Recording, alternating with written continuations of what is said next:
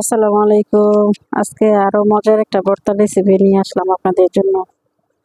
তো এখানে আমি জালি পাতা নিলাম, জালি কুমড়োর পাতা, আর পুঁই শাকের পাতা, চাশনি পাতা, আর এখানে রসুনের কোয়া আর পেঁয়াজ নিলাম কুচি কুচি করে কেটে। তারপর আমি এই পাতাগুলো দিয়ে দিতেছি একসাথে, দিয়ে সিদ্ধ করে নেব। দিয়ে তারপর ঢাকনা দিয়ে ঢেকে দিলাম। তো এই যে দেখেন পাতাটা সিদ্ধ হইতেছে।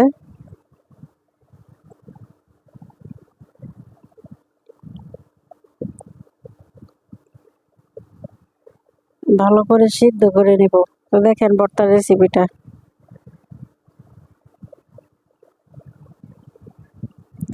যারা যারা আমার ভিডিও দেখেন সবাই আমার ভিডিওটা ফলো দিবেন এবং লাইক কমেন্ট শেয়ার করবেন, এবং ইউটিউবে গিয়ে চ্যানেলটা সাবস্ক্রাইব করবেন ভাই। তো এই যে দেখেন আমার রেসিপির ভর্তার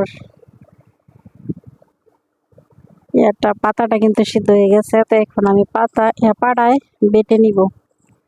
তো এখানে কিছু মরিচ, শুকনা মরিচ বাচ্চা তারপর নিলাম। এখন আমি বেটে নিব। তো বাটা শেষ হয়ে গেছে। তো এই পাতা, রসুন আর পেঁয়াজ একসাথে দিয়ে আমি বেটে নিব। তো এই যে দেখেন বাটা শেষ হয়ে গেছে। তো এখানে আমি ভাত নিলাম খাইতে। তো এই ভর্তাটা আজকে এত মজা হয়েছে যে কি বলবো, যে আপনারা যদি খাইতে চান তো এইভাবে খাইতে পারেন বানাই। আমার কাছে কিন্তু এই ভর্তাটা অনেক মজা লাগছে, যে একটু চাশনি পাতা দেওয়া হয়েছে সাথে, এই কারণে বেশি মজা হয়েছে। তো এখানে আমি একটা লেবু নিলাম ভর্তার লগে। গরম ভাত, ভর্তা, লেবু একসাথে দিয়ে মাখায় খাইলাম।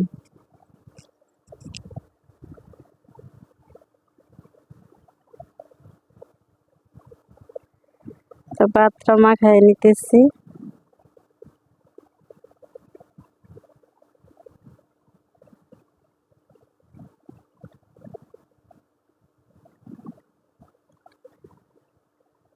অনেক মজা হয়েছে ভর্তাটা।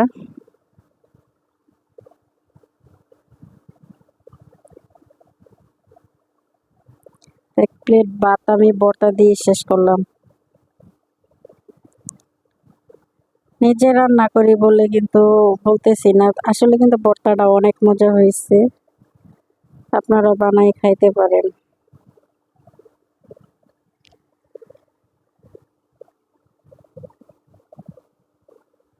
তো ধন্যবাদ সবাই ভিডিওটা দেখার জন্য, যারা যারা আমার ভিডিওটা তখন ধরে দেখছেন।